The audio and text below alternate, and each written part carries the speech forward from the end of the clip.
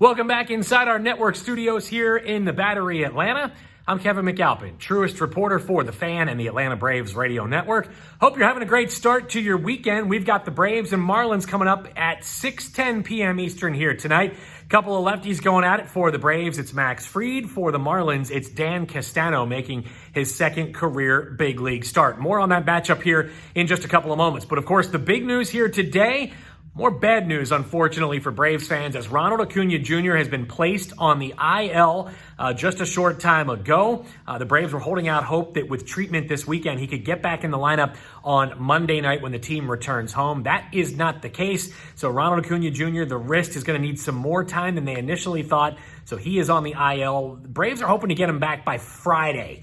That is where they are targeting on the upcoming homestand. So again, the move was made just a short time ago. Acuna to the IL, Chad Sabatka, a fresh arm added back into the Braves pen for tonight's game number 2 in South Florida. Last night, another tough night for Kyle Wright.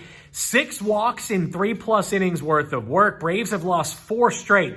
That's the bad news. The good news is they have their ace, Max Fried, going here tonight. He has been nothing short of tremendous for the Braves. He is 3-0 on the season. He has an ERA of 1.59, and he has been just lights out in the first 4 innings of games. And we mentioned this on the Ford Leadoff Show here tonight. Opponents are hitting just 5 for 52 with 2 walks and 17 strikeouts against Max Fried in the first 4 innings of contests here in 2020. And he has, of course, won 20 games since the start of last season. That is the most by any left-handed starting pitcher in the major leagues. So Fried has been just tremendous, made some serious strides. Last year, 17 wins, picked up right where he left off this season, and the Braves certainly could use a 6 or maybe even a 7-inning performance from Max Fried here tonight in game number 2 against the Miami Marlins. Still winless for his career against his rivals from South Florida. 0-3 against Miami for his career, so he'll look to get his first career W